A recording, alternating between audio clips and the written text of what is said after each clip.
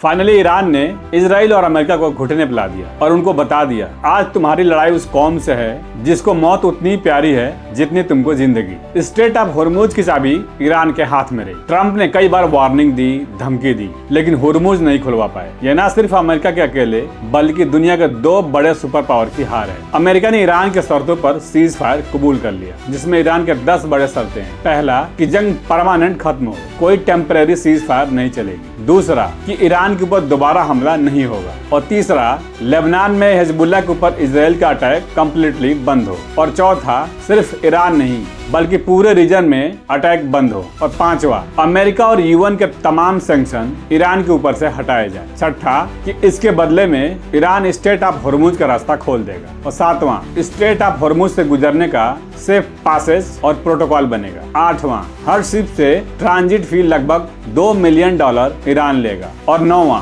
ये fees Oman के साथ स्प्लिट होगा। और आखिरी इजराइल और अमेरिका ने जो इंफ्रास्ट्रक्चर बर्बाद किए हैं ये लोग अलग से उसको रिकंस्ट्रक्ट करेंगे। इस पूरे वार के दौरान ट्रम्प का ड्रामा कुछ ऐसा रहा। पहले स्कूल और यूनिवर्सिटीज पे अटैक किया, ईरान के इंफ्रास्ट्रक्चर को बर्बाद किया, फिर धमकी दिया और जब हारने लगे तो गालियां देना शुरू कर दिया। जैसे जब कोई बच्चा कमजोर होता है तो गालियां देकर काम चलाता है। और फिर इन सब के बाद ईरान के शर्तों पर सीज फायर कबूल कर लिया। ट्रम्प ने मार्च में स्ट्रेट ऑफ होर्मुज ना खोलने पर ईरान के पावर प्लांट्स और ब्रिज को उड़ा देने की धमकी दी। और इस धमकी के बाद जब ईरान ने स्ट्रेट ऑफ होर्मुज नहीं खोला तब ट्रम्प ने गाली भरे अल्फाज यूज किए कि ओपन द स्ट्रेट। और फिर उनको लीडर्स को बोला क्रेजी बास्टर्ड। अकेले ईरान ने इन दो सुपर पावर की हवा टाइट कर दी। अपने सुपर पावर के डंका पीटने वाले को गाली का सहारा लेना पड़ रहा है। और अपने सारे पावर लगाने के बाद भी स्ट्रेट ऑफ होर्मुज से ऑयल टैंकर को स्कॉट नहीं करा पाए। बड़े बड़े दावे करते रहे कि हम ऑयल टैंकर को पास कराएंगे और हमारी नेवी स्कॉट करेगी। बड़े बड़े एयरक्राफ्ट उतारे गए, लेकिन सबको ईरान ने